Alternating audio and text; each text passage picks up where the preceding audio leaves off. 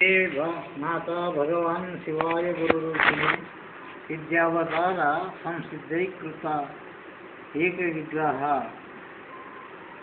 పరమ రహస్యముగా ఉన్న పరబ్రహ్మ విద్యను మానవులను ఉద్ధరించుటకై లోకమునందు విలయించుటకు గాను అనేక రూపములను దాల్చి షడ్గుణ ఐశ్వర్యములతో కూడి సమస్త కళ్యాణ గుణములతో మంగళస్వరూపుడై గురు రూపమున ప్రపంచమున ఆవిర్భావము చెందు ప్రభువుడైన నీకు నమస్కరించుతున్నాను అని దీని యొక్క అర్థం.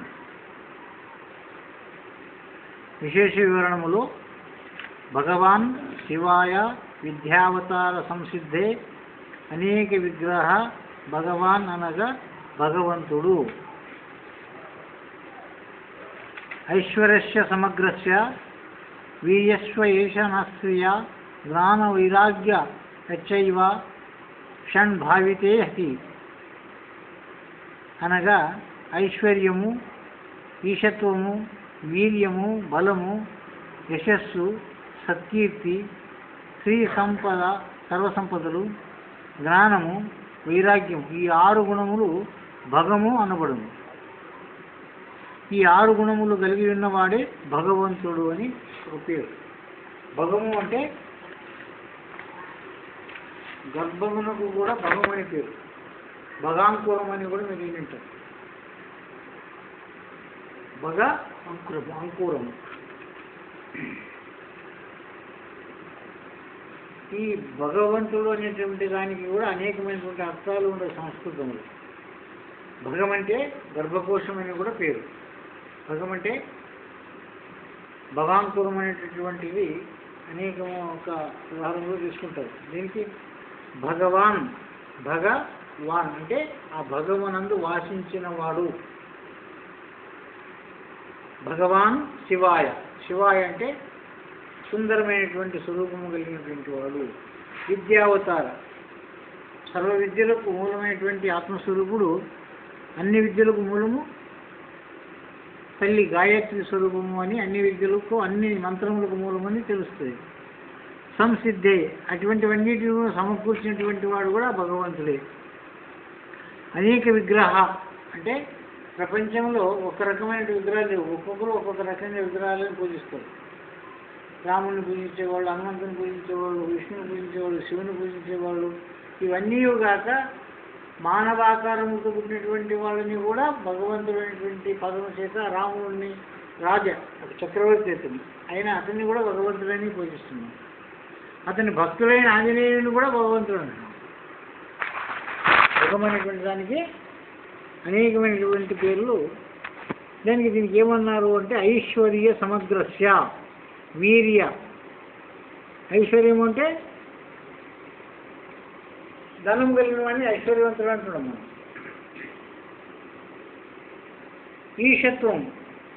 ఈశత్వము వశత్వం అనేటువంటిది ఇంకొకటి వస్తుంది. సర్వజీవులు ఎవరి వశంలో ఉంటావో వాడు ఈశ్వరుడు అని కూడా పిలుస్తున్నాడు. ఈశ్వరాణం ఈశ్వర సర్వభూతాత్మ మమాత్మ అనేటువంటి పదము మనం తీసుకునేప్పుడు ఇచ్చేవాడు ఈశ్వరుడు అంటే కూడా ఇచ్చేటటువంటి వాడు, ఏం తీసుకునేటువంటి వాడు కాదు. ఈశ్వర సర్వభూతానం. వీర్యం అంటే సృష్టికి మూల పదార్థమైనటువంటి దానికి మనం ఏం పేరు పెట్టినామంటే వీర్యము లేక బలము. 2 అర్థాలు.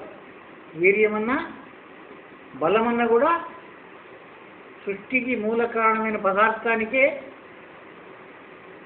ఒక పేరు పెట్టినాం. ఏం బీజం అంటే వీర్యమే బీజం. వీర్యం ఉంటేనే బలం. అట్లా యశస్సు. మనిషి ప్రతి దాంట్లో గెలుపొందాలంటే బలవంతుడు అని అంటాము.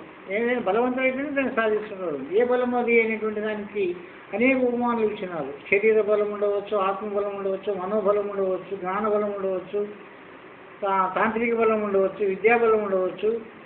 బలము అంటే దాన్ని పొందడమే బలం. యశస్సు ఆ బలం కలిగిన వానికి తప్పకుండా యశస్సు ఎప్పుడైనా కూడా గెలుస్తాడు అని అర్థం.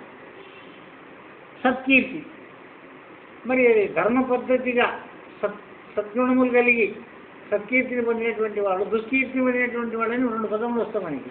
సత్కీర్తి ఎవరికి వచ్చింది? రామునికి. దుష్కీర్తి వచ్చింది రావణునికి. అటువంటి యశస్సు బలం వానికి కూడా బలం ఉంది. రావణునికి వానికి కూడా వీర్యం ఉంది, రామునికి వీర్యం ఉంది, రామునికి బలం ఉంది. కానీ ఇద్దరికీ యశస్సు. ఏం యశస్సు వచ్చింది ఇక్కడ? సద్గుణములతో కూడినటువంటి దానికి యశస్సు. ఆ రావణునికి యశస్సు రాలేదు, నాశనం వచ్చింది. లంక నాశనమా? తానంతా భక్తుడైన అన్ని తపస్సులు చేసినా కూడా నాశనమయ్యేదానికి ఏం కారణము అంటే సద్గుణములు లేవు, సత్కీర్తి లేదు, అక్కడ దుర్గుణములు ఉండవు కాబట్టి దుష్కీర్తి. స్త్రీ సర్వ సంపదలు. స్త్రీ అంటే అష్ట విధమైనటువంటి సంపదలకు స్త్రీ అని ఒక పేరు పెట్టినాం. స్త్రీ అంటే ఒక ఆడిదే స్త్రీ కాదు. అందుకే మనం శ్రీకారము అని అంటాం. మొట్టమొదట ప్రారంభం చేసేదానికి కూడా శ్రీకారము, ఆకారము, శ్రీకారము, వికారము. కారము అంటే ఏమి అనేటువంటి దానికి దాని యొక్క సంయోగ పదమే శ్రీకారము. మొదలు స్త్రీ సర్వ సంపదలకు కూడా స్త్రీ అని పేరు. ధనవంతుడినా స్త్రీ. అందుకే శ్రీ శ్రీ శ్రీ శ్రీ అని 3 స్త్రీలు రాస్తారు గురువులకి. ఇతరులకైతే శ్రీమాన్. శ్రీమాన్ అంటే సంపద కలిగినటువంటి వాడు. శ్రీ శ్రీ శ్రీ అని 3 విధములు ఎందుకు రాస్తున్నారు? ఎందుకు 3 స్త్రీలు వచ్చిన వాళ్ళకి అని మనం ప్రశ్న చేసేదానికి 3 శరీరాలు ఎందు ఉండేటువంటి పద్ధతులను కూడా పొందినటువంటి వాళ్ళు. కేవలము స్త్రీ అంటే స్థూల శరీరం సంబంధించినటువంటి స్త్రీ సంపదలు, అష్టవిధ ఐశ్వర్యములు. ఈ అష్టవిధ ఐశ్వర్యములో నవరత్నాలలో స్త్రీ కూడా ఒక రత్నం అని పిలిచినారు. నవరత్నాలలో స్త్రీ అనేటటువంటిది కూడా ఒక రత్నము అన్నారు. జ్ఞానానికి కూడా ఒక రత్నం అన్నారు, జ్ఞానరత్నము. అన్నీ ఉండి కూడా జ్ఞానం లేకుండే రావణునికి. శ్రీరత్నం ఉండే, మంత్రరత్నం ఉండే, ఎన్ని రత్నాలు ఉండినా వజ్రవైడూర్య భూమి మీద మరకత మాణిక్యాలతో లంకను నిర్మించుకున్న కూడా జ్ఞానరత్నం అనేటటువంటి దాన్ని పోగొట్టుకున్నాడు. అందుకే అన్ని రత్నాలు లేకపోయినా ఒక జ్ఞానరత్నం ఉంటే చాలు, అన్ని రత్నాలను సంపాదించవచ్చు. దీంట్లో కొన్ని కథలు కూడా చెప్తుండరు. ఆ జ్ఞానరత్నం ఏమి అని అడిగితే ధైర్యం సర్వసాధనం అన్నారు. అన్ని పోయినా కూడా ధైర్యం పోరాదు మానవునికి. భార్య పోయినా, పిల్లలు పోయినా, ధనము పోయినా, సంపత్తు పోయినా, ఐశ్వర్యం పోయినా, ఏనుగులు, గుర్రాలు, ఒంటెలు అన్నీ పోయినా, భూమి పోయినా, సువర్ణములు పోయినా, కిరీటములు పోయినా, రాజ్యము పోయినా, ఏం పోయినా ఏం పోరాదు అంటే ధైర్యం పోరాదు అన్నారు. ఒక కథ చెప్తారు. ఒక మహారాజు దగ్గర అష్టలక్ష్ములతో తులదూగుతుండే. ఎప్పుడు ఎవరు అడిగితే దానం ఇస్తుండే. అప్పుడు అర్ధరాత్రిలో వచ్చి కూడా దానం ఇస్తున్నాడు కాబట్టి లక్ష్మికి కోపం వచ్చి ధనలక్ష్మి నేను వెళ్ళిపోతాను అని చెప్తుంది. ఎందుకు వెళ్తుండవు అంటే నీకు ఈ క్రియ లేదు, క్రమం లేదు, నా మీద నీకు ప్రేమ లేదు, ఎవడంటే నీకు చేసేస్తుండవు, నువ్వు దానం చేస్తుండవు కాబట్టి నువ్వు నేను ఉండేదేమో. సరే పో, వెళ్ళిపోను, నా ధర్మాన్ని నేను పాలిస్తున్నాను అంటే ఆ లక్ష్మి నా ధర్మాన్ని నేను పాలిస్తున్నాను, నేను ఒక్క దగ్గర ఉండేదని కాదు. క్రమం లేకుండా నడిచిన దగ్గర కూడా నేను ఉండేయలేను, అహంకారం ఉన్న దగ్గర కూడా నేను ఉండేయలేను, భక్తి లేని దగ్గర కూడా నేను ఉండేయలేను అని ఆయన కూడా కొన్ని నియమాలని చెప్పి నీకు ఇటువంటివన్నీ వచ్చినావు కాబట్టి నేను నీ దగ్గర ఉండలేని వెళ్ళిపోతానని చెప్పి వెళ్ళిపోయింది. పోనాడు. నువ్వు ఒకరికి 8 మంది ఇది తాగుబట్టుకుని వచ్చి అందరూ చెప్తుండవు, ఈ ఊరు విద్యాలక్ష్మి పో, ధాన్యలక్ష్మి పాయ, సంతాన లక్ష్మి వాయ, అందులో 7 మంది లక్ష్ములు పోయి లాస్ట్ కటకం పట్టుకొని వచ్చినట్టు మీరు ఎవరంటే నా ధైర్యలక్ష్మి అని అంటే ఎట్లా కాడు పడుతున్నాడు. ఏమైంది నిన్ను పోనిచ్చేయలేము, నా శిరస్సు పోయినాడే నీవు పోవాలా, ఇది ఉన్నంత వరకు మాత్రం నేను బయటికి పోనిచ్చలేదు. నీ ధైర్యం మీదనే అందరూ విడిచిపెట్టిండు అన్నాను, నీ ఉన్నంత వరకు మాత్రం నిన్ను మాత్రం విడిచిపెట్టలేను, ఎవరైనా పొత్తిపోకుండా నీవు ఉండాలా. నేను కాళ్ళు పట్టుకుని నిన్నప్పుడు ఇంకా ఆకి కొరకు నిలబడిపోయినట్టు. ఆవిడ నిలబడిపోయినట్టు వీళ్ళంతా ఊరు దాటిపోయినట్టు 7 మంది ఎదురు చూసి అష్టలక్ష్మి ఒక లక్ష్యం రాలేదు, ఏంటికి రాలేదు అని చెప్పి ఒక్కొక్కరు వాపసు వచ్చారు. ధైర్యలక్ష్మి ఏడు ఉండదో ఆడ అష్టలక్ష్ములు వచ్చి కూడుతుంది అన్న. అష్టైశ్వర్యములో దానికి పేరు. దీనికి సర్వసంపద అని పేరు. స్త్రీ అంటే సర్వసంపద. అన్నీ ఉండి కూడా ఒక స్త్రీ లేకపోతే, అన్ని కార్యములు కూడా ఒక స్త్రీ లేకపోతే కూడా శోభించదు అన్నది. దీనికి స్త్రీ అంటే సర్వసంపద అని ఒక పేరు. మరి జ్ఞానం, దానికి జ్ఞానం అనేది కూడా సంపదకి జ్ఞానం అని పేరు. జ్ఞానం ఉండిన వాడే ఈ అష్టవిధమైనటువంటి శక్తులను సంపాదించుకుంటాడు. జ్ఞానం లేని వాడే సంపాదించుకుంటాడు. జ్ఞానం ఉండాలా, ధైర్యము ఉండాలా. ఈ రెండు ఉంటే ఈ అష్టలక్ష్మిలోనే అష్టైశ్వర్యం సంపాదించుకుంటాడు. ఈ సంపాదించుకున్న తర్వాత ఇంకొకటి కూడా ఉండాలి అన్నాడు, వైరాగ్యము. ఈ 5 సంపత్తులు ఉంటే సరిపోతే అంటే లేదు. అష్టైశ్వర్యములు అంటే అష్టవిధములతో 6 యొక్క సత్కీర్తి అనేటువంటి దానికి వైరాగ్యం కూడా ఉండాలి. ఈ 6 గుణములు ఉండిన వాడే భగవంతుడు అనబడతాడు. వైరాగ్యం లేనివాడు ఏది చేయాలనుకుంటే సిద్ధాంతం ఉండాల. చలబేకు శరణంగి అని అంటున్నారు. ఏం చలము, నాకు ఇది వద్దు అనేటువంటి వైరాగ్యం ఉండాలి. పరధనం వద్దు అనే వైరాగ్యం ఉండాలి. పరశ్రీ వద్దు అనే వైరాగ్యం ఉండాలి. పరసంపత్తి నాకు అవసరం లేదని వైరాగ్యం ఉండాలి. పరులను ఆశించరాదనేటువంటి వైరాగ్యం ఉండాలి. ఉండనివాడు భక్తులు అవుతాడా? ఇంకొకరికి ఆశించేవాడు అవుతాడు. కానీ ఎంత జ్ఞానం ఉండినప్పటికైనా కూడా, ఎంత సంపత్తులు ఉన్నప్పటికైనా కూడా వైరాగ్యం లేకపోతే అధోపతనం అవుతాడు. అందువరకు జ్ఞాన వైరాగ్య సిద్ధ్యార్థం గురుపాదోదకం అని తీర్చేస్తారు. ఏం కావాలి? మొట్టమొదలు శిష్యులకి గురువు ఏం ఆశీర్వాదం చేస్తున్నాడు? అజ్ఞానం అనేటటువంటిది ఏదైతే ఉందో దాని మూలం నుండి నాశనం అయిపోయింది. అజ్ఞాన మూలహరణం. మరి అది పోయిన తర్వాత ఏముంటుంది? జన్మ కర్మాలు ఉంటాయి. ఇవి కూడా లేకుండా పోయి అజ్ఞాన మూలహరణం, జన్మ కర్మ నివారణం. మరి ఇవి 2 ఇవి 2 4. మరి ఇంకేం కలగాలి ఇప్పుడు నీకు? జ్ఞాన వైరాగ్య సిద్ధ్యార్థం. నీకు జ్ఞానము కలిగని, దానికి వైరాగ్యము కూడా కలిగని. ఈ 6 షడ్గుణ సంపత్తులు ఉంటాయి. షడ్గుణ సంపత్తులు 6 విధమైన సంపత్తులు. ఈ 6 సంపత్తులు కలిగినటువంటి వాడికి ప్రపంచంలో ఇంకేమీ అవసరం లేదు. ఎందుకు లేదు? అజ్ఞానం వల్ల మొదలు నాశనం అయిపోయి, దాని మూలం నుండి నాశనం, వంశమే లేనట్లయిపోయి. ఉత్త అజ్ఞానం పోతుంటే దాని వంశం మిగిలితుందంటే మళ్ళా ముందర పెరుగుతుందని చెప్పి ఏం చేసినాడు? అజ్ఞాన మూలానికి అరణం అన్నారు. మూలమే నాశనం అయిపోతున్నారు. మూలమే లేకుంటే తల్లి నాశనం అయిపోతే పిల్లలు మెలుగు. అందువరకు అజ్ఞాన మూల హరణం. మరి అది అరణమైన ఇంకేం కావాలి మనకి? జ్ఞానం కావాలి. జ్ఞానం ఒకటి ఉంటే సరిపోతుందే? దానికి వైరాగ్యం కూడా ఉండాలి. సాధిస్తాను అని పట్టుదల కూడా ఉండాలి. పట్టుదల లేకుండా ఏం సాధించలేదు.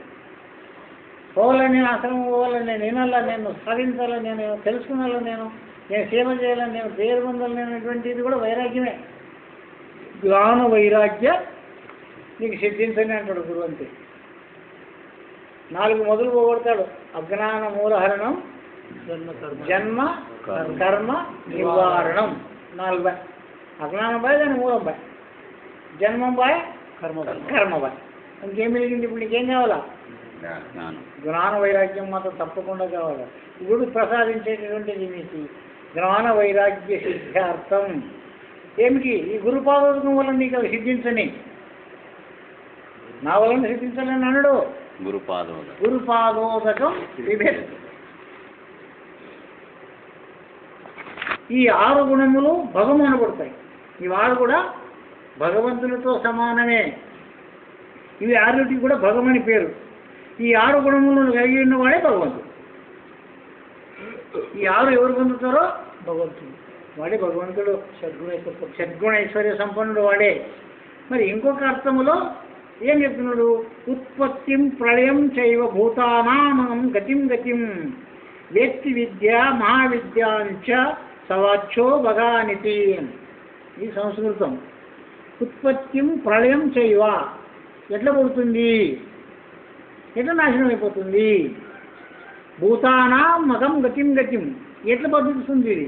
ఎట్లా జీవం చేస్తుంది అంటే సృష్టి, స్థితి, లయం 3. ఉత్పత్తి అంటే పుట్టడము, ప్రళయం అంటే చావడము, భూతానాం మత్యం గతిం గతి. అవి ఏ రూపంగా బతుకుతాయి, ఏం దీన్ని బతుకుతాయి, ఎట్లా బతుకుతాయి, పుట్టినటువంటి వస్తువులు ఎట్లా సంరక్షింపబడతాయి. దీనికి ఉత్పత్తికి బ్రహ్మ, ప్రళయమునకు రుద్రుడు, భూతానాం గతిం గతికి విష్ణువు. వేత్తి విద్య, ఈ మూడింటిని తెలుసుకునేటువంటి జ్ఞానం వేత్తి విద్య. అవిద్యాంచ, అవిద్య అనేటటువంటిది నాశనమైతేనే అవిద్య తెలుస్తుంది. ఈ అవిద్య వినేంత వరకు ఆ విద్య తెలియబడదు. వేత్తి విద్య మవిద్యాంచ సవాచ్యో సవాచ్యో భగా నిధి. అంటే ఏమి సవాచ్యం అంటే వాడు ఏం చెప్తున్నాడో అది అయిపోవాలా. బోర్ పడుతుంది పడుతుంది పో, పిల్ల అయితే రైతులు పో, నా దరిద్రం పోతుంది పో. ఇంకేమన్నాడు సవాచ్యో, వాడు ఏమంటాడో అది జరగల. వాక్సిద్ధి అని అనుకో, లేక దానిని సాధించినటువంటి స్థితి అని అనుకో, అంతని సవాచ్యో గతి భగానితి. వాడిని భగవంతుడు అంటాడు. మాతో చెప్పా బాగా. అప్పుడే భగవంతుడు అనేటటువంటి వాడు ఎక్కడ చూస్తాను, ఎక్కడ చూస్తా పోయి ఇప్పుడు చేసుకున్నానప్ప బాగైతే భగవద్వాక్యం, అది గురువాక్యం. దీనికి ఉత్పత్తి ప్రళయం చైవ భూతానమం గతిం గతిం వేత్తి విద్యామవిద్యానంచ సవాచ్యో భగానితి. అంటే సర్వభూతములు అంటే జీవులు, వాటి యొక్క ఉత్పత్తి స్థితినాశములు గమనాగమనములు, వాటి యొక్క ఉత్పత్తి స్థితి నాశనము గమనము ఆగమనము. ఎందుకు వస్తాయి, ఎందుకు వస్తాయి? గమనాగమనము, జ్ఞానాజ్ఞానములు అని కూడా అనొచ్చు. గమనాగమనం అన్నాను, అదైతే జ్ఞాన అజ్ఞానములు అన్నాను. వీటిని తెలిసి ఉన్నవాడే భగవంతుడు. ఎవరే భగవంతుడు? భగవంతుడు అంటే యాడి నుండి వాళ్ళు భగవంతుని జ్ఞానాజ్ఞానములను ఎవడు తెలుసుకున్నాడో వాడే భగవంతుడు. ఒక మాటలో చెప్పాలంటే మరి ఆ జ్ఞానాజ్ఞానములు ఏమిటివయ్యా అంటే ఈ సర్వజీవ జంతువులు ఏ రూపంలో పుట్టినాయి, దీనికి మూలమేమి? మనం ఎన్ని రీతిలుగా ఎన్నోసార్లు దీన్ని ప్రశ్న చేసుకున్నాం. ఎట్లు పుట్టాయా, జన్మ ఎట్లు పుట్టాయా, కొడుకుడు ఎట్లు పుట్టాయా, కోడి ఎట్లు పుట్టాయని అడిగితే మనం ఏం చెప్తున్నాం? గుడ్డు నుండి పుట్టింది కోడి, గుడ్డు ఎట్లు పుట్టింది, కోడి పెడితే పుట్టింది. ఇది మొట్టమొదటి ఇప్పుడు జ్ఞానము అజ్ఞానం అనేటటువంటి పుట్టింది అని, గుడ్డు పుట్టిందని తెలిసింది కానీ ఎట్లా పుట్టిందంటే తెలియదు. అది తెలియడమే అజ్ఞానం, దాన్ని తెలుసుకోవడమే జ్ఞానం. గురువు ఏం తెలిపినాడు నీకు? ఎట్లా పుట్టిందని చెప్పినాడు.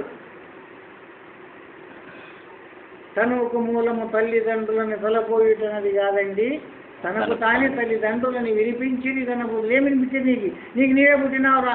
ఎట్లా పుట్టినావు స్వామి? నీకు నీవే పుట్టినావు. ఎట్లా పుట్టి? నీటిలోనూ పాసు పుట్టినట్లు పుట్టినావు. ఆ పాసు నేను పుట్టాలని అనుకునేదా? ప్రకాశమైన జ్యోతి లోపల ధూమం పుట్టినట్లు పుట్టినావు. శుద్ధమైనటువంటి ప్రకాశమైనందు ఒక పొగ వస్తుంది కదా, అది వచ్చి నల్లగేసి దాని జ్యోతిని కూడా నాశనం చేస్తుంది. తన ప్రకాశంని తానే నాశనం చేసుకుంది. ఎవరైనా వచ్చి నాశనం చేసినారా? ఇప్పుడు నేను అనేటువంటి వస్తువు కూడా తనను తానే నాశనం చేసుకుంది. ఎవరైనా వచ్చి దాన్ని నాశనం చేసినారా? అందువరకు అనుష్ఠానములు మీకు పూజలు చేసేటప్పుడు చెప్తుంటారు, ఏం పోతే నీ స్వరూపం తెలుస్తుందయ్యా అని శిష్యుడిని. ఏం నేను ఇస్తే నా స్వరూపం తెలుస్తుందని అడిగితే నీకు దోషం ఉందిరా అన్నాడు గురువు. నీకు శాపం ఉందిరా, శాపం నేను పోగొడతాను అన్నాడు గురువు. ఎట్లా పోగొడతాడు నువ్వంటే పంచశబ్దోష నివర్తనంచ శాప విమోచనం కురుకురని కాడ ఉంది. గురు శిష్యులు ఏమంట ఆ మనో ప్రాణముల మధ్యనే ఉంది. ఆ కురుకురు కాడనే ఉండేదంట. కురుకొండ ఎవరు కూడా వస్తారు కదా, వాళ్ళు కురుకురు అంటుంటారు. రామాంజనేయులు అవతారం వాళ్ళంతా కురుకొండ ఎవరు. మరి ఈ కురుకురు అనేటువంటి శబ్దం ఏది అంటే అది గురుముఖతని తెలుసుకోవాల్సినటువంటి విషయమే కానీ అందరికి చెప్పేది కాదు. కానీ చెప్తుండదు. అది ఏం చెప్తుండదు అంటే ఆ కురుకురు అనేటటువంటి దాని ద్వారా నీ యొక్క పంచ విషయాలని నేను తొలగిస్తాను, నీ శాపముని పోనీ అని చెప్పి గురుడు ఆశీర్వాదం చేస్తున్నాడు. పంచశబ్దోష నివర్తనంచ శాప విమోచనం కురు కురు స్వాహ. మనకు అర్థం కావాలి ఇవన్నీ.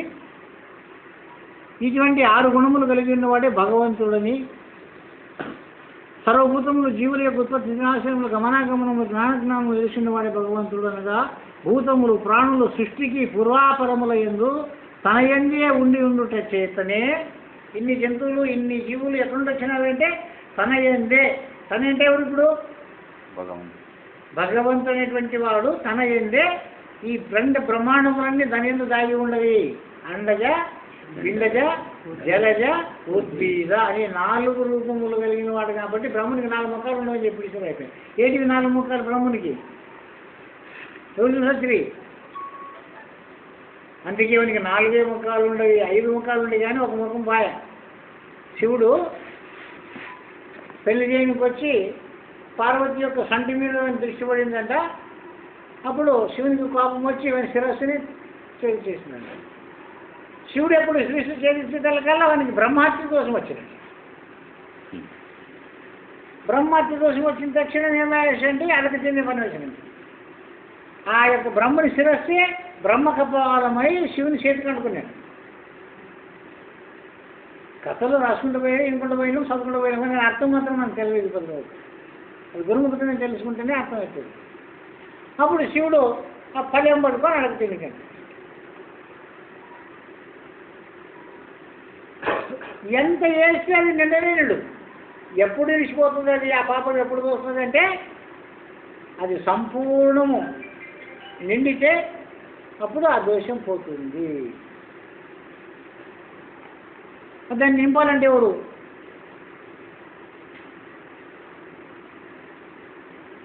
ఈ అన్నమయ కోశ ధర్మంలో వస్తుంది ఆ విషయం. దాన్ని అన్నపూర్ణాదేవి పార్వతి అన్నపూర్ణాదేవిగా పుట్టి అప్పుడు ఆ బ్రహ్మహత్య దోషాన్ని పోగొడుతుంది. ఆవిడ అడగది మీకు అవతల ఆవిడ దగ్గరికి పోయి పల్లెమును తాకితే ఆవిడ దానికి ఆశ చూపించుకుంటే దాన్ని పక్కకు తీసుకుని పోతుంది. ఇంత దూరం అనేటటువంటిది పోయిన తర్వాత మళ్ళీ దాన్ని తిరిగి వచ్చేటటువంటి శక్తి ఉండగలేదండి. ప్రపంచంలో కూడా భూగోళంలో ఏంటండి జ్ఞానములు కలిగినటువంటి వాళ్ళకి అర్థమవుతుంది. ఈ భూ ఆకర్షణ శక్తి ఎంతవరకు ఉందో అంతవరకే మనిషి ఇక్కడ లాగుతుంది. భూ ఆకర్షణ శక్తి దాటిపోయినాడంటే అక్కడ తేలుతాడంట. మనిషి నిలవనించే తాను రాదు, మళ్ళీ కిందికి దాడవుడు. మళ్ళీ ఆకర్షణ శక్తిని లాగేటటువంటి ఏదైనా వస్తువు తీసుకొని వాడు కిందికి రావాలి కానీ తనంతకి తాను ఆ వస్తువు రాదు.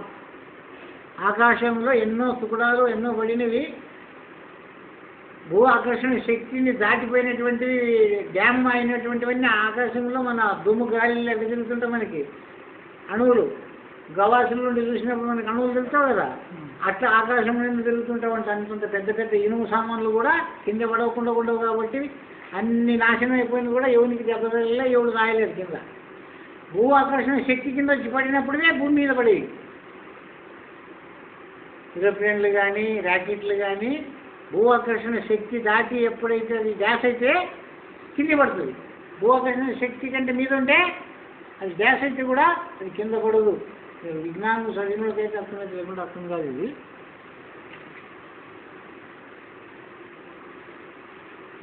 పూర్వాపురం లేని తన ఎందు ఉంది రచిత వాని స్థితిగతులన్నీ ఆయనకు తెలియనివి కావు. ఎవరి ఎందు ఉండవో వానికి ఇప్పుడు వాడు ఎవడు ఏం చేస్తున్నాడో వానికి తెలియకుండా పక్కలోనే తెలుస్తుండవే. మనం చేసేటువంటి మంచి పనులు కానీ చెడు పనులు కానీ మనం చేసే నడకలు కానీ మనకి సాక్ష్య పక్కలోని సాక్ష్య ఎవరికి తెలుస్తాయి? మరి భగవంతుని యందు ఉండేటటువంటి సత్వగుణం ఉంది, రజోగుణం ఉంది, తమోగుణం ఉంది. వానికి తెలియదు వాని యందు ఉండే గుణములు వానికి తెలుసు భగవంతుని. ఆడ లేకుంటే మనకి పరిణామంకి రానే రావు. ఆ మలకలే అవుతావు. ఇతనాలు ఉండవు కాబట్టి వృక్షాలుగా మారుతాయి. తన ఉండి చేతనే వాని స్థితిగతులన్నీ ఆయనకు తెలియని కావు. భగవంతుడు అనగా సగుణ బ్రహ్మముగా అభివర్ణింపబడుచున్నాడు. సమస్త కళ్యాణ గుణ విశిష్టుడైన ఇట్టి ఆదర్శ పురుషుడుగా ఆయనను అభివర్ణించుకుంటేమే తప్ప ఆయన ఎడ పూజ్యభావమే అంకురింపదు. ఆయనని అంతగా మనం ఎందుకు ధ్యానం చేస్తున్నాం, ఎందుకు పొగుడుతున్నామంటే మన యొక్క జీవనాధారానికి మూలం అదే అనేటటువంటిది ప్రతి వాళ్ళు చెప్తున్నారు కాబట్టి ఆ భగవంతుని ఆశ్రయిస్తే మన గతులు మతులు స్థితులు కలుగుతామనేటువంటిది ప్రతి వాళ్ళు, ప్రతి మతం వాళ్ళు, ప్రతి ధర్మం వాళ్ళు భగవంతుని పూజించండి, ధ్యానించండి. ఆయన కరుణ కలిగితే మనం సక్రమంగా జీవిస్తాము, సక్రమంగా ఉండగలుగుతాము అనేటువంటి దానికోసం ప్రతిదీ ఏ కార్యం పెట్టుకుంటే భగవంతుని మొదలు ధ్యానం చేసుకొని పెళ్లి చేసుకున్నాలన్నా, ఇండ్లు కట్టుకున్నాలన్నా, మన జ్ఞానం సాధించాలన్నా, ఏది చేయాలన్నా మనం ఆ భగవంతుని చూడకపోయినా కూడా భగవంతుడైన వాడు ఒకడో ఉండడు అనేటటువంటి దాని ద్వారా సగుణ రూపకంగా మనం ధ్యానం చేస్తాం. ఎందుకు నిర్గుణ రూపం మనకు తెలియదు, నిర్గుణ రూపం ఉన్నది మనం అందుకోలేదు. ఈ పూజ్యభావం అంకురింపదు. ఆయన తొలి రూపము నిర్గుణమే. అతని ఏ భగవంతుడని అంటున్నామో అతని యొక్క రూపం ఏమే మొదలంటే నిర్గుణమే. అంటే నీవు కూడా నిర్గుణ స్వరూపమే నీది కూడా. ఇప్పుడు సగుణ రూపంలో ఉండి నేను అని అంటుండవు, శరీరం ఉంది, ఇంద్రియములు ఉండవు, కళ్ళు, ముక్కు, చెవులు, నోరు అని ఇంద్రియములతో విషయాలను తెలుసుకుంటావు కాబట్టి నీ జ్ఞానం అనుకుంటుండవు. ఇవన్నీ లేనప్పుడు నీవు ఎట్లుండవు? ఏం రమేష్, ఇవన్నీ ఇడిచిన తర్వాత నీ స్వరూపమేమి ఎట్లుండవు నీవు అప్పుడు? ఆ రూపము ఈ రూపంలో ఉన్నప్పుడే తెలుసుకోవాలి దీన్ని. ఈ రూపం అయినాక ఆ రూపం తెలుసు. వృక్షంలో ఉన్నప్పుడు ఇతరం తెలుసుకోవాలి. ఆ రూపం ఈ రూపం ఏ రూపమును కాక విశ్వత బయలు ఒకటి ఉన్నదయ్యా అనేటువంటి పరిపూర్ణలు చెప్తున్నది. ఆ మాట తర్వాత మాట. అది మొదలు తెలుసుకోవాల్సినటువంటి మాట. మనము ఈ స్వరూపముకు రాక మునుపు ఏ రూపంలో ఉంటిమి? ఉదాహరణకు ఈ శరీరం అనేటటువంటి ఆకారం మనకి ఏర్పడేదానికి కారణమైన వస్తువు ఏమి అంటే ఇంతవరకు మనం చెప్పుకుంటాము ఐశ్వర్య బలము ఇంద్రియము అని. దాని ద్వారానే మనం సృష్టి జరుగుతుంది అని, లేక ముట్టు అని.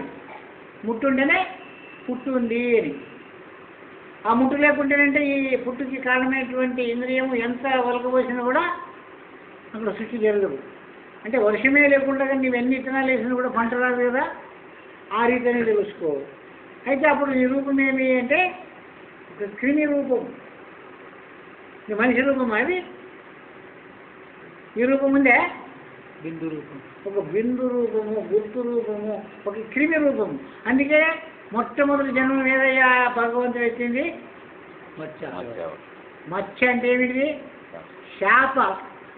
శాప పిల్ల. మరి నీ ఇంద్రియం ఉన్నటువంటి కణము కూడా అది శాప పిల్ల ఉన్నట్టే ఉంటుంది. అది దానికి ఏమంటారు మీరు? నీళ్ళలో కూడా పుడుతుంది అది. కప్ప తలకాయలు అంటారు. కప్ప తలకాయలు. అందుకని కప్ప తలకాయలు చూసినప్పుడు కప్పలో ఉండేటటువంటి ఎన్ని నరాలు ఉండవో, కప్పలో ఎటువంటి చక్రాలు ఉండవో మానవుల్లో కూడా అట్లే ఉండవని మానవ శరీరానికి విజ్ఞానం బోధించేటప్పుడు మొదలు కప్పను కోసి చూపించే మానవుని కోసేదానికి మొదలు నేర్పుతారు. కప్ప తలకాయలు ఎందుకన్నా వచ్చింది చెప్పంటే కప్ప తలకాయలు ఎట్లా పుడుతుండవో మానవుని ఇంద్రియములు కూడా కప్ప తలకాయలే ఉంటాయి. అందుకే ఆ కప్ప తలకాయలు ఉండి వచ్చేటువంటి శాప యొక్క గుడ్డు కూడా కప్ప తలకాయలకనే వస్తుంది మొట్టమొదటి. ఆ తర్వాత శాప రూపం అవుతుంది. మరి మానవుడు కూడా ఒక్క మానవునికే కాదయ్యా, విజ్ఞానం ఉన్నవాడైతే ఇవన్నీ అర్థమైతే ప్రతి కోతిది, కుక్కది, నక్కది అన్ని ఇంద్రియములు నువ్వు టెస్ట్ చేసి చూస్తే వాటిలో ఉండేటువంటి అణువులు కేవలము కప్ప తలకాయలు ఉన్నట్లు ఉంటాయి. ఒకే రూపంగా ఉంటాయి. కానీ అవిటి ఎందు బీజ రూపకంగా రాల్సినటువంటి ఆకారం ఏదైతే ఉందో దాని పరిణామములు ఆ ఆకారం లేపడతాయి. ఉదాహరణకి మనం తెలుసుకోవాలప్ప అంటే గుడ్లు ఉంటాయి. అన్నీ ఒకే రకంగా ఉంటాయి. పలగొట్టు చూడండి మీరు. నెమిలి గుడ్డు పలగొట్టు, అన్ని రంగులు కనపడవు దాంట్లో. కోడి గుడ్డుని పలగొట్టు, పిట్ట గుడ్డుని పలగొట్టు, పాడవాడి గుడ్డుని పలగొట్టు, కాకి గుడ్డుని పలగొట్టు, కోగిల గుడ్డు, యా గుడ్లను పలగొట్టు. రెండు గుణాలు కనపడుతుంది దాంట్లో. ఒకటి పసుపు నీలము, ఒకటి తెల్ల నీలమే ఉంటుంది. గుడ్లు ఎన్ని రంగులలో ఉండకూడదు. కర్రె గుడ్లు ఉండని, ఎర్ర గుడ్లు ఉండని, తెల్ల గుడ్లు ఉండని, గుడ్డగుడ్లు ఉండని, పొడి గుడ్లు ఉండని.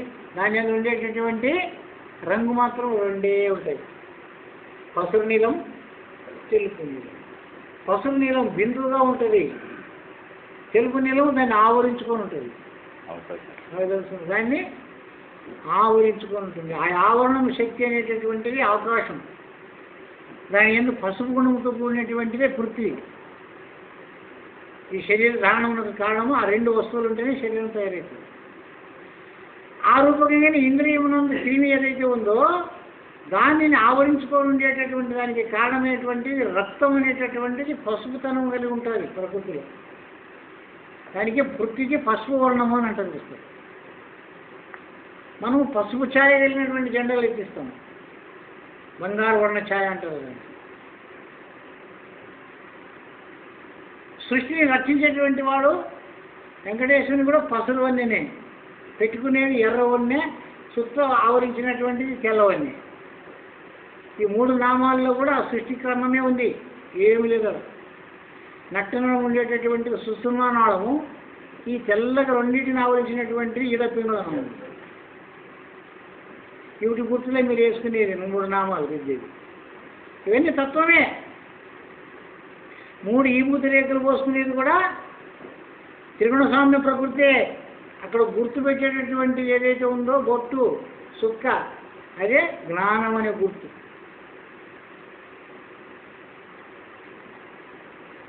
జ్ఞానమనే గుర్తు సాను పైన చెక్కైన కోరిక ఎందు దక్కకుండా రాజదీసిన శ్రీగంధ రసమునిదియు నేను నాకు ఊతు మతికి సన్మానముదువా పరిమళపు గంధంబు ధరింపు మా మెరుపుగల తిలకంబు సరసంబు గనుసు వాసన ద్రవ్యముల నెల్ల నరసింహముగ వీటి ఆనందమును గలిగా. ప్రతి పద్యములో జ్ఞానము తూగీసలాడుతూ ఉంది తెలుసుకుంటే.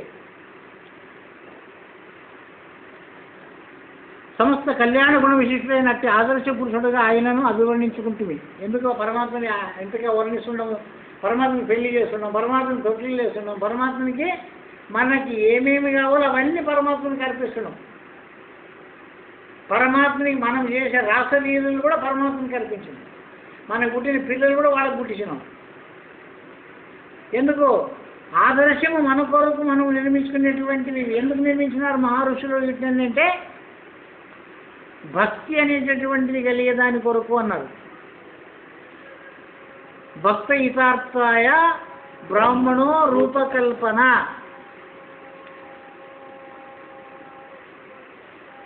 దాని ఎందు సూక్ష్మంగా లేనిది మరొకటి వస్తువే లేదు. దాని ఎందు లేనిది మన ఎందు ఉంది అంటే, మన ఎందు లేనిది దాని ఎందు ఉంది అంటే అది తప్పు. దాని ఎందు ఏది ఉందో దీని ఎందు ఉంది, దీని ఎందు ఏది ఉందో దాని ఎందు ఉంది. కాబట్టి దీన్ని యథా పిండాండం తథా బ్రహ్మాండం. అక్కడ ఏముందో ఇక్కడ అదే ఉంది. అయితే ఇది సిన్నిది, ఇది బాగా వేసుకునండి. అది సముద్రం, దాంట్లో ఒక శారీ నీళ్ళు తెచ్చినాం. ఈ నీళ్ళలో కొన్ని ఏమి చూసినా ఆ సముద్రంలో ఏముందో అదంతా దీంట్లో ఉంది. ఈ శరీరం అంతా రక్తం ఉంది.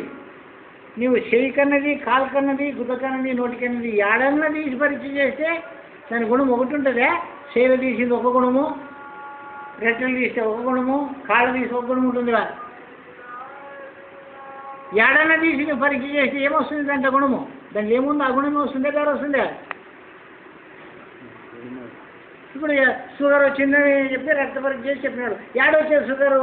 మూతికా, నోటికా, ముక్కుకా, కంటికా, కాలికా, చెయ్యికా అంటే ఏం చెప్పాలా? దానిని ఆవరణము, వ్యాప్తము.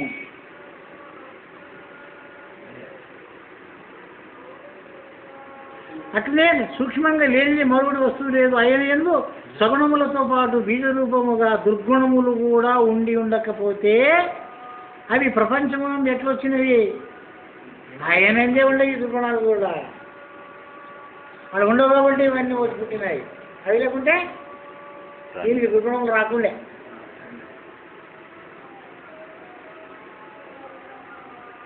సగుణములతో సమగుణములను బీజరూపముగా బ్రహ్మమునందు ఉన్నవే, కారణమునందు లేని కార్యమునందు రాజ్యాలవు. గుణదోషమయం సర్వసృష్ట సృజన కౌతుకి. చాలా కౌతుకమప్ప ఈ విచారం, చాలా ఆశ్చర్యమప్ప. ఏమాశ్చర్యం? ఏమాశ్చర్యం లేదు. ఆడుంది, ఈడుంది, ఈడుంది, ఆడుంది అని తెలుసుకునేవానికి కౌతుకం లేదు, ఆశ్చర్యం లేదు. తెలియడానికి ఏమి చిత్రమప్ప ఇది, ఆశ్చర్యం ఒక చాలా ఆశ్చర్యం అవుతుంది. ఈ ఆశ్చర్యంలో పిచ్చారు దాంట్లో నిందే ఇట్లా ఉంది. తెలియనంత వరకు ఆ గోచరం ఆశ్చర్యం, తెలిస్తే లేదు.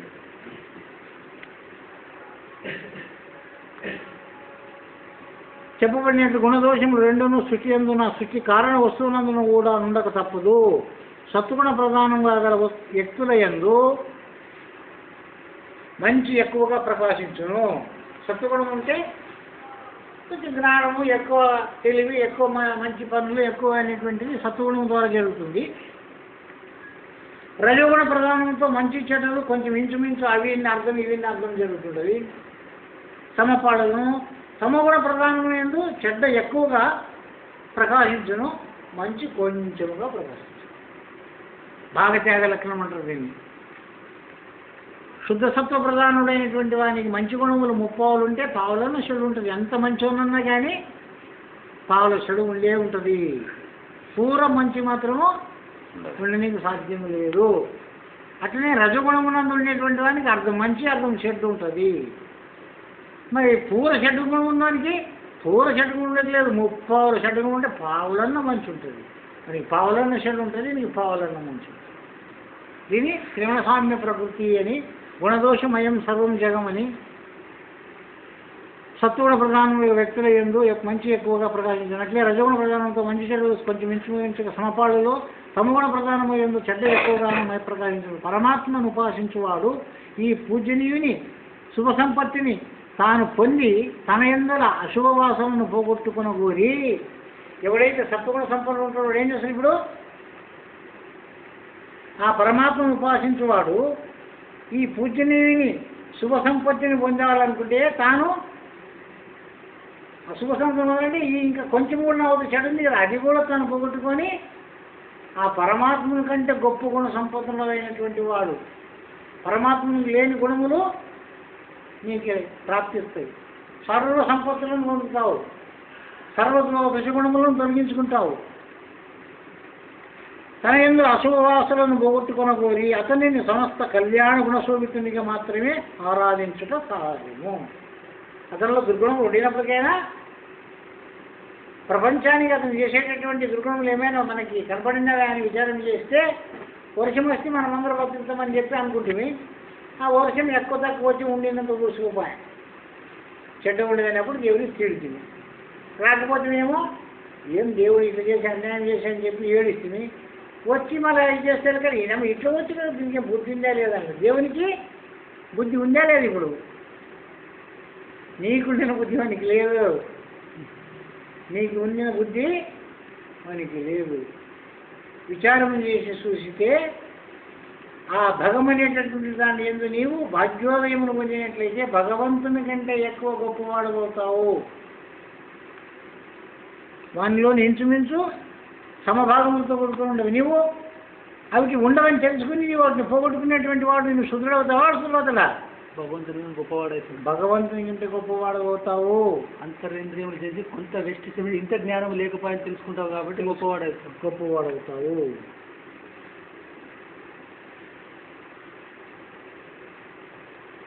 శివాయ శుభస్వరూపుడని మంగళస్వరూపుడని అర్థం.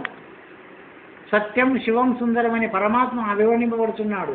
అది సత్యమైనదే కదా కాక మహా సౌందర్యవంతమైనదైనప్పుడు కానీ సహజంగా దానిచే ఎవరునూ ఆకర్షింపబడరు కదా.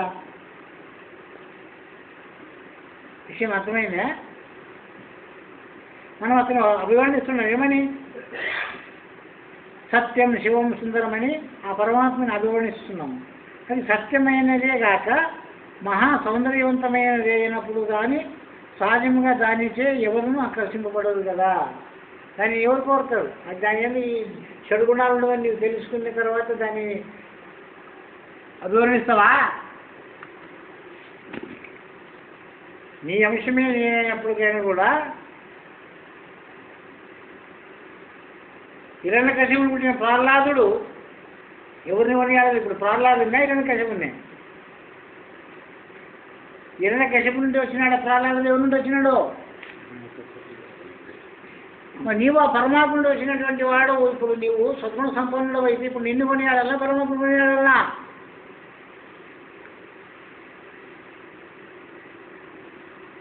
అందుకే గురువుని ఎందుకు కొనియాడుతుంటారు, గొప్పవాడిని ఎందుకంటున్నారు? అర్థమైందే కాదు. భగవంతునిలో ఉండినటువంటి మంచి చెడులను గుర్తించినాడు గురుడు. గుర్తించి అక్కడ సత్వగుణం ఉంది, రజోగుణం ఉంది, తమగుణం ఉందో రా 3 బీజములు వాణి ఉన్నాయి. వాణి లేకుండా ప్రపంచం ఎట్లా వస్తుందే? వాణి నుండి వచ్చిన ఒకటి, వచ్చినవని తెలిసిన ఒకటి, తెలిసినవి నీకు తోలుగుంచుకో. అయోని సంభవుడు, అయోని సంభవుడుగా బ్రహ్మ విష్ణు మహేశ్వర యోని సంభవులే. అధీర బ్రహ్మాదులకు అరవిగానిది, గురు కరుణైతే బహు సులభమైనది. ఎవరు గొప్పవాడు? అధీర బ్రహ్మాదులా నీవా? నీకు ఏ గుణములు లేవు నిర్మలుడు. నీవు అయితే నిర్మలుడు అయితే, దొంగ కూతురు చూసుకుంటూ కూర్చుంటే కాదు. నీవు నిర్మలము అయితే ఆ భగవంతుని కంటే గొప్పవాడు నేనని తెలుసుకొని నీవు ఆ పద్ధతికి నీ అంతఃకరణమునందు మలుచుకుని నాడు, పరిశుద్ధ అంతఃకరణము కలిగిన నాడు, త్రికరణ శుద్ధిగా వర్తించిన నాడు నీవు పరమాత్మ కంటే గొప్పవాడు. నిన్ను కొనియాడుకోరు, ఇంక పరమాత్మ కొనియాడవలసిన అవసరం లేదు. నువ్వు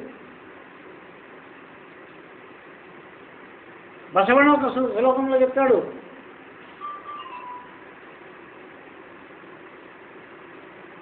అనంత పుణ్యవాదంత భక్తను ಹುಟ್ಟಿ ಗೊಂಚಲವೆಂಬ ರಸವನಿಂದಲೂ ಭಕ್ತಿ ರಸವೆಂಬುವುದನ್ನು ಲಿಂಗವೆಂಬುವ ಗಿಡವಾಗಿ, ಭಕ್ತಿಯೆಂಬ ಹೂವಾಗಿ, ಗುಣವೆಂಬುವ ಕಾಯಿಯಾಗಿ, ಅಮೃತ ಫಲರಸವಾದ ಭಕ್ತನೆಂಬುವನು ಹಣ್ಣಾಗಿ, ಅದು ನನಗೇ ಬೇಕೆಂಬ ಶಿವನು అందికొననయ్య. ఇప్పుడు భగవంతుడు అయిపోయినట్టు బసవಣ್ಣని, ఆ బసవಣ್ణ నాకే కావాలని చెప్పి ఆ బసవಣ್ಣని ఆ ఈశ్వరుడు తీసుకున్నాడు నిజమాని. మనం కూడా ఏం చెప్తున్నాము, ఒక చెట్టు ఉందంటే చుట్ట కట్టెలు కొట్టుకుంటారా మంచి కట్టెలు కొట్టుకుంటారా అంటే ఏం చెప్తారు?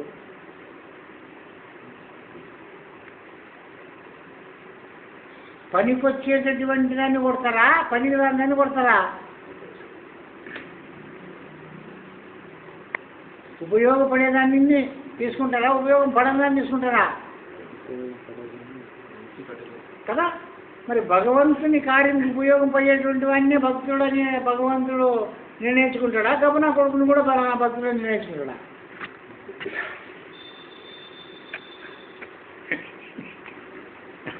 అనిపిస్తుందా?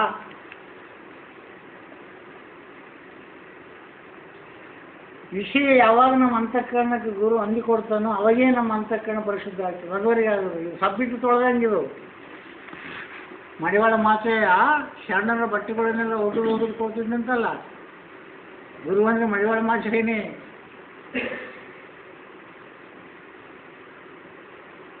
నిర్గుణ నిరాకార స్వరూపమైన పరమాత్మకు కళ్యాణ గుణములు ఉన్నవని, సుందరమగు మంగళ స్వరూపుడు గల్లడని దాన్ని అభివర్ణించుట పొసగదు. ఆ మాట సరిపోదు, అక్కడ సరిపోతుందా? పరమేశ్వర ఆ పరమాత్ముడు కళ్యాణ గుణస్వరూపుడు అని వర్ణించడం సరిపోతుందే? నిర్గుణ పరమాత్మయే ఉపలక్షింపబడి అభివర్ణింపబడుతున్నది. అతనిని ఎందుకు అభివర్ణిస్తున్నాం అట్లా అంటే, ఆ నిర్గుణ స్వరూపము గురించి మనం అభివర్ణిస్తున్నామే కానీ ఆ నిర్గుణ స్వరూపంలోని సగుణ స్వరూపాలు ఉండవు కదా, ఉండవా లేవా?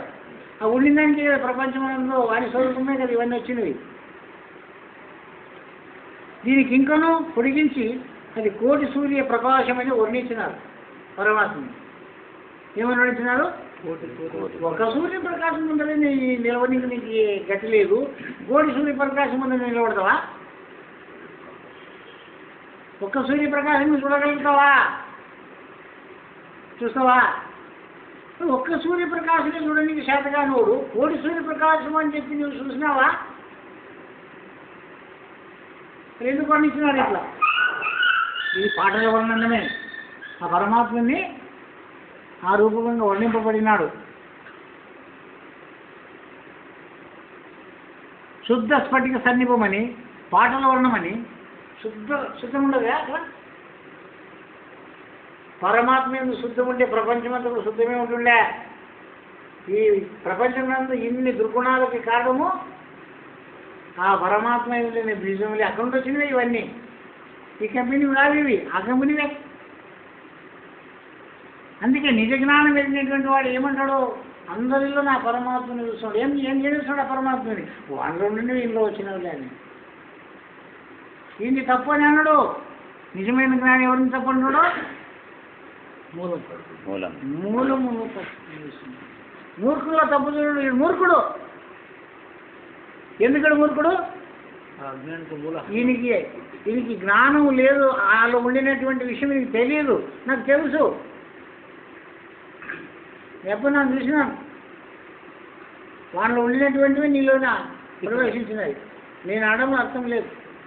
కన్నవాళ్ళదే తప్పు, తెలిసిన వాళ్ళదే తప్పు, తల్లిదండ్రులదే తప్పు.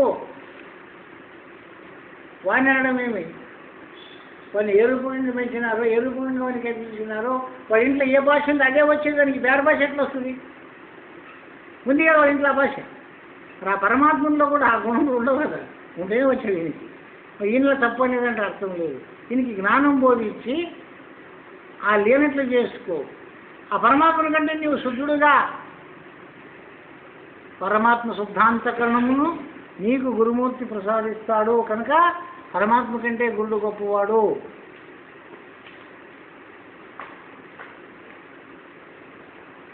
అయినా అది నాద బిందు కళాతీతమని పేర్కొంటేనే ఉపాసకానాం యథార్థాయ బ్రహ్మణో రూపకల్పన.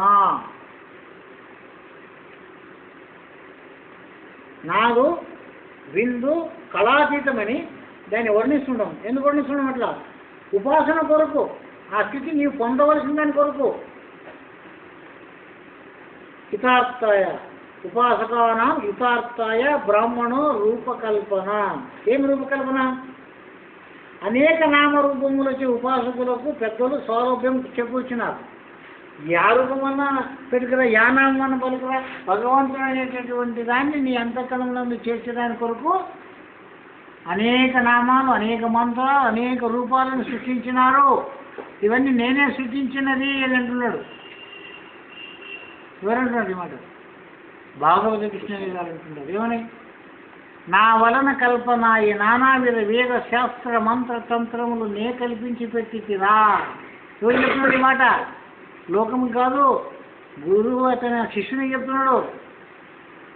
రే, ఈ రూపాలు, ఈ నామాలు, ఈ ద్యావాళ్ళు ఇవన్నీ నేను పెట్టినవేరా. తన గురువుకి చెప్పి శిష్యునికి చెప్పినాడా, లోకం కాదు చెప్పినాడు? గురువు బోధ ఎవరికి చెప్పినాడు? ఈ శిష్యుడు ఏం చేస్తున్నాడు? పోయి అందుకే ఏం చేస్తున్నాడు శిష్యుడు? దేవుడు గారంటే దయ్యమవుతున్నాడు. నీ అంతఃకరణమును నిర్మలము చేసుకొని నువ్వు దేవుడు గారంటే నాన్న బోధిస్తే ఊర్ల మంది కలుపుగా అవన్నీ రాళ్ళు వాటి నీటికి పంపుతారు. వాటి మీద కూర్చొని ఏడుతాం చూడు, ఏం చేస్తావు సేమని మమ్మల్ని అంటే. ఇప్పుడు అహంకారం నువ్వు పెంచుకుంటువా, నువ్వు భక్తి పెంచుకుంటువా? పెద్దలు చెప్పింది తప్ప, నీకు సత్యముని బోధించడం తప్ప. ఇవన్నీ పెద్దలే చేసి పెట్టినారు కదా. గుళ్ళు కట్టింది పెద్దలే, రాళ్ళని దేవుళ్ళగా మర్చిపెట్టింది పెద్దలే, మంత్రాలు బోధించింది పెద్దలే, మంత్రాలు చదివేది పెద్దలే. గుణములతో కూడినటువంటి దానికి నిర్గుణమని చెప్పి కూడా మనం మంత్రాలు చదువుతున్నాం.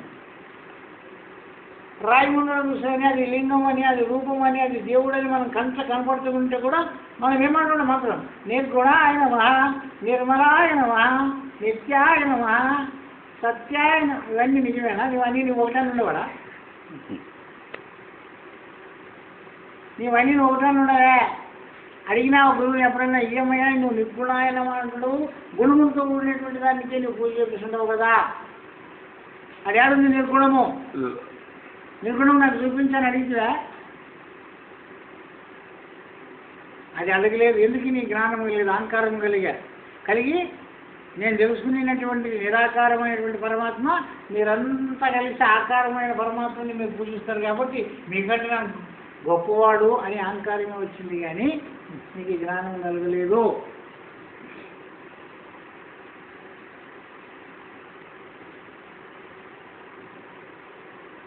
మనోజ్ఞమకు రూపములచే మానవునికి ఆయా వస్తువుల యందు ప్రేమ పెంపొందగలదు. మనోజ్ఞమకు వస్తువులచే అంటే మనస్సుకి ఇష్టమైన వస్తువుల చేత ప్రేమ కలదు. ఒక్కొక్కరికి ఒక్కొక్క వస్తువు మీద ఇష్టం ఉంటుంది, ఒక్కొక్కరికి ఒక్కొక్క వస్తువు మీద ప్రేమ ఉంటుంది.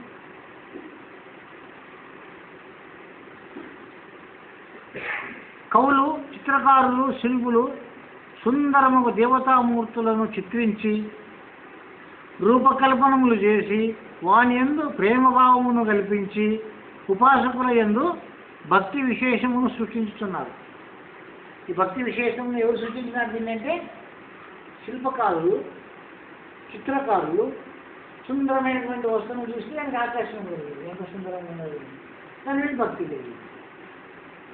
మరి అజ్ఞానం ఏం చేసినారు? భయంకరమైన రూపములు సృష్టించినారు, భయం కలిగించినారు. దేవుడు అది ఏమనుకుంటే కొడక నాశనమైపోతావు చూడు నువ్వు అని భయం పెట్టినాడు. ప్రతి దానికి భయంకరంగా తెలుసుకోవడం బట్టి రాక్షసుని గుర్తుతా చూడ చూడు ఫోటో చూసినా ఎట్లున్నది కొడక నువ్వు అట్లా తప్పు పనులు చేస్తే నిన్ను అట్లా గుర్తుతో చూడు. దేవుడు శిక్షిస్తాడంటే మన పూలు దాని మీద వేసినటువంటి బంగారు వస్తువులనే విజయవాడ కనకదుర్గం మీద ఎత్తుకుపోతున్నాయి. ఆవిడనే ఏమని లేదు. ఇంతమంది దేవుళ్ళ గుళ్ళనల్లా బీజాలు వేసుకుని పెట్టుకున్నప్పుడు దేవుడు ఆవిడొక్క శక్తి ఉంది. ఉండే ఆ శక్తిలో ఎత్తుకుపోతే ఏమని అంటుందే అది కూడా మీకు తెలుసుకున్నా. దేవుడు ఏమన్నాడు? దేవుడు మాట్లాడాడు, దేవుడు అవునన్నాడు, దేవుడు కాదు. అది కూడా భగవద్గీత కూడా చెప్పినారు. దేవుడు నిన్ను నీ వెలుగు నీ వ్యక్తి గట్టివాడు అనే మాటలో చెప్పి సందర్భంలో ఏం చెప్పినాడు? దేవుని చూపించినాడు, నీకు చూపించేమని చెప్పినాడు. పలుకన్న పలుకదు, తలుపన్న తెలుకదు, చెరి వండన ఎండ వానలు అనలేదు కదరామాయన్న. అదిగో చూడు కదలదు కదమ్మా. నీవే పోయి మొక్కల నీవే పోయి వనాల అవు నాకు మొక్కినాడు సంతోషపడిందే. నన్ను మొక్కలేదో నీకేమన్నా పాపం వచ్చి కళ్ళు ఎర్రగా చేసాను ఇట్లా పెట్టింది నాకే పెట్టినాక నువ్వు సృష్టి చేసినావు. ఎందుకు చేసినావు అని అజ్ఞానులు భయపడి భక్తి చేయాలనేటువంటి దాని కొరకు చేసినటువంటివే. ఒక చేనులో నీ పంటను కాపాడుకోవడానికి ఒక కుండకి మస్తికి ఒక మనిషి ఆకారం చెప్పి నీ పాతంగి కొనవడానికి గూడును గొనికిచ్చి చేతులకు బెత్తం పట్టించి నీళ్ళు పెడితే పక్షులు ఏం చేస్తుందంటే ఏమో అడుగుడు ఉండడం లేదు దానికి. పశువులు కూడా అడుగుడు మనిషి నీళ్ళు పోయడం దానిట్లయితే మనిషి కూడా దానట్టుంటాడా? చేసిన వాడు తెలిసిన వాడు కూడా ఆడు మనుషులు ఉన్నాడు వాడు కూడా అనుకుంటా తాను చేసి పెట్టి కానీ భయపడతాడా? దీనికి ఉపయోగమైన కథ చెప్పినాడు.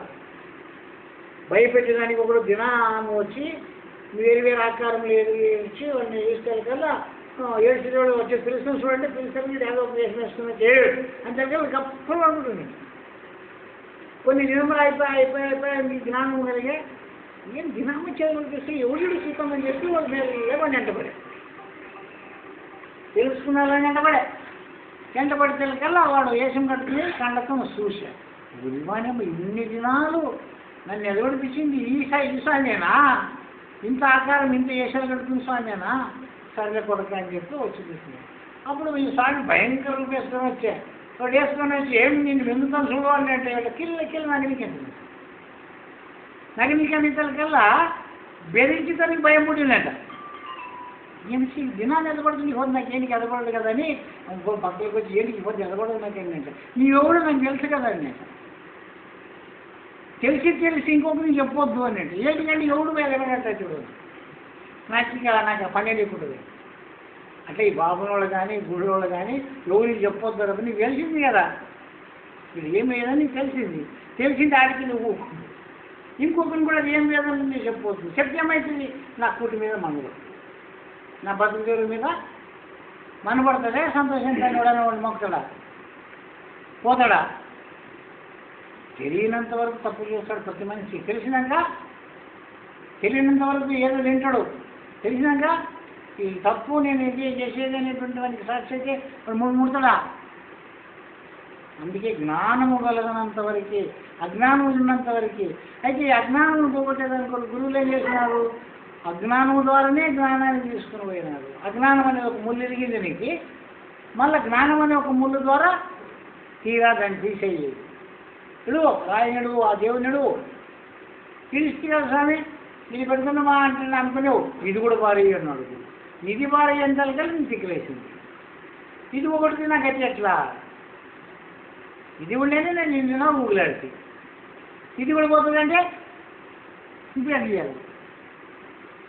అందరికి బెదిరిస్తే అది తప్పు ఇది తప్పు అన్ని చూడడానికి చెప్పి అన్నదే మనుపాలైపోతుంది. ఇప్పుడు ఎట్లా అవన్నీ చూడడానికి నా నిజమా? నాన్న కూడా అబద్ధమే. ఈ పరిపూర్ణ ప్రబోధలు మాత్రమే చెప్తారు. ఇతర బోధలా అవన్నీ అబద్ధము, నా నిజము, నన్ను నమ్ముకో, నా మీద ఆధారపడు, జీవన పర్యంతరము నన్ను గొలువు అనేటటువంటి మాట చెప్పేదంతా దొంగ గురు బోధనే. నిజమైన గురు బోధ ఏం చెప్తుంది? అది అబద్ధమే. ఎందుకు? ఇది నిజమని నీకు చూపించడానికి దాన్ని అబద్ధం అంటే. ఇప్పుడు ఇది కూడా అబద్ధమే. ఇది కూడా అబద్ధమే అయితే మరి నా గతి ఏమి అనేటటువంటి స్థితి కలిగిన శిష్యునికే పరిపూర్ణ ప్రబోధ చూపించకుండా ఇక ఇది వదలడానికి సాధ్యం కాదు. ఇంకొకటి ఏదైనా దొరికితే అవుతుంది. దానికి బట్ట బయలనే మొట్టమొదటి పేరు లేదు. బట్ట బయలనే దానికి మొట్టమొదలు ఎవరు పేరు పెట్టడానికి? భగవంతులని కూడా ఎవరు పేరు పెట్టి? ఎవరు చెప్పి పేరు? భగవంతుడు అని మీకు ఎవరు చెప్పి? అది దేవుడు అని ఎవరు చెప్పి? చెప్పండి, నేను సమాధానం చెప్పండి. ఎవరు చెప్పి? అందరంటే నానంటే సమానం అంటారు.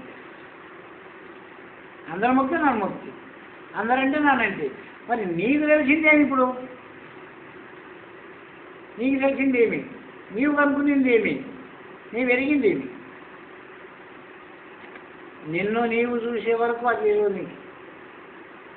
దాన్ని తెలవాలంటే ఏం చేయాలి? ఇప్పుడు నువ్వు భగవంతుని తెలవాలి. మొదలంటే నిన్ను నీవు తెలుసుకోవాలి. ఇప్పుడు నేనెవరు?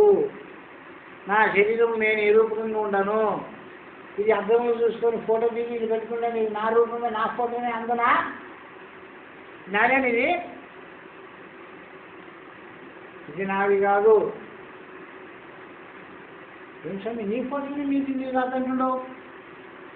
అది నాది కాదు, అది నాను కాదు. అది నాది కాదు, అది నాను కాదు. మరి నేను ఎవరు? నేను దాంట్లో ఉన్నాను కాబట్టి అది నాది అనుకుంటున్నాను కాబట్టి అది నాది కాదు. దీంట్లో ఉన్నాను కాబట్టి ఇది నాది అనుకుంటున్నాను కాబట్టి ఇది నాది కాదు, ఇది నాను కాదు. నీవెవరు స్వామి? నీ రూపము నీవెరగవయ్యా, నీ రూపము నీవు కాదయ్యా. కొన్ని భగవద్గీత దాని సందర్భంలో వస్తుంది. మీరు చదవరు. మీరు ఎప్పుడు చదివితే దిననిత్యం దీని మీద దినామకు 10 కందార్థాలు చదివి పడుకోండి, దినామకు 10 భద్రాది శతకము చదివి పడుకోండి, దినం నేర్చడానికి ప్రయత్నం చేయండి. ఊరికి అనుకుంటూ పోండి. ఒకనాడు లేకుంటే ఒకనాడు మీకు తగులుతుంది. అది చేసుకుంటూ పోండి మొదలు. అది చేయరు మీరు. చింత చేసే గిడువులు ప్రపంచం గురించి కంగాడేది మానరు. ఎప్పుడు చూస్తే ఏం చేయాలని ఆలోచన చేస్తున్నారు. కానీ నేనెవరు దీంట్లో అనేటటువంటి దాన్ని మొదలు పెడితే నీ దేవరు పోతుంది, దయ్యం పోతుంది, చింత పోతుంది, నీకు దుఃఖము పోతుంది, భయము పోతుంది, భ్రాంతి పోతుంది, నిజము తెలిసిపోతుంది. నిజం తెలిసిపోతే అది ఎదుబడిస్తాడనే నీకు గుర్తయిపోతే ఇంకో నీ మళ్ళీ నీవు ఎన్నడూ భయపడవు. ఎన్నడూ నువ్వు మరణమవుతాను అనేటువంటి యముడు ఉండాలనేటువంటి భీతి నీకు పోతుంది. నేను రోగం చచ్చిపోతానేమో, నన్ను ఇప్పుడు వస్తానేమో, ఈ భీతి పోతుంది. ఎప్పుడన్నా రోగం నేను ఇది కాదు. నీ రూపము నీవెరగవయ్యా, నీ రూపము నీవు కాదయ్యా. వెంకటేశ్వర అవధూతి గారు చాలా చక్కగా రాసినారు. చదవండి, చదివితే మీకు అనుభవంకి వస్తుంది. అడిగితే నేను ఏమైనా చెప్పగలుగుతాను. అసలు మీకు మాట్లాడేదాకున్న వాళ్ళకి ఏం మాట్లాడేస్తారు? అడుగుతారు. ఏమడుగుతారు? బరే ఇదే పనికి దాన్ని అడుగుతుంటారు, అన్ని మునిగిపోయే అడుగుతుంటారు. నీ గురించి నువ్వు అడగలేదు, నీ స్థితి గురించి నువ్వు అడగలేదు. ఈ కళా నైపుణ్యమును అవగాహన చేసుకోవాలని పామర వర్ణముల వారికి భయంకర రూపములతో గ్రామదేవతలను కల్పించి వాని యందు భయమును సృష్టించి తద్వారా భక్తిని పెంపొందించుతున్నారు. ప్రజ్ఞాన ధురంధరులకు మాత్రమే నిర్గుణ పరబ్రహ్మము తన సునిశ్చిత బుద్ధిచి అందుకొనగలరు. నిర్గుణ పరబ్రహ్మను ఎవరు ఎత్తుకుంటారో ఆ జ్ఞానం కలిగిన వాళ్ళు, గురుబోధ పొంది ఆ గురువాక్యముని అనుసరించిన వాడు మాత్రమే ఆ నిర్గుణ పరబ్రహ్మను అందుకుంటారు. కానీ మరి అజ్ఞానులకు అందుకుంటే దానికి సాధ్యమవుతుంది. అది ఇస్తుంది సాగినాను, దాన్ని గురించినప్పుడు నన్ను బాగా అయితే, గురించి తిరిగినప్పుడు నన్ను బాగా అయితే అనేటువంటి భ్రమలో ఉన్నటువంటి వాళ్ళకి ఆ నిర్గుణ పరబ్రహ్మని కానీ తన స్వరూపాన్ని తను తెలుసుకుందని సాధ్యమవుతుందా? ఎన్నేళ్ళు తీర్థయాత్రలు చేసి సాధ్యమవుతుంది? అందుకున్న లేరు. వారు మాత్రమే ఉత్తమాధికారులు కాగలరు. మంద మధ్యాధికారులకు కొరకై ఆ పరమాత్మ అనేక నామరూపములతో తన్ను తాను ప్రకటపరుచుకొనుచున్నారు. అందుకే కృష్ణ పరమాత్మ భగవద్గీతలో ఏ యథా మాం ప్రపద్యంతే తాం తదైవ భజమామ్యహం అనగా, ఎవరు నన్ను ఏ రూపమును ఉపాసించురో ఆ రూపముననే నేను వారిని అనుగ్రహించుతున్నాను. విగ్రహములు అర్చావతారములు మాత్రమే. అర్చావతారములు మాత్రమే. అర్చావతారములు నిజంగా పుట్టినవి కాదు. అర్చ అంటే నిన్ను అర్చించుకునే దాని కొరకు కల్పించి పెట్టినటువంటి బ్రహ్మమూర్తులే కానీ నిజమైన దేవతలు కారు. మరి ఒకవేళ బ్రహ్మ విష్ణువు మరి ఈశ్వరుడు సదాశివుడు ఉన్నారంటారు కదా, ఎక్కడ ఉన్నారంటే వాడు నీ యందు పని చేస్తుండదు, నీ ఇంద్రియాలకు అధిష్టానంగా ఉండదు. మరి సూర్య చంద్ర నక్షత్ర నవమండల పంచభూతులు నక్షత్రాలకులు ఇవన్నీ శరీరం నందు అధిష్టాన దేవతలుగా కర్మరూపకంగా కర్మ చేస్తుంటారు. కాబట్టి అది కర్మదేవతల్ని నీవు చూడాలనుకుంటే సాంఖ్యముని అభ్యాసం చేసి నీవు అడిగితే నీకు చూపిస్తారు ఆ దేవతలను కూడా. ఈ పెద్దల యొక్క ఆదేశం. ముందర వారం ఇంకా ఉంది దీని కథ.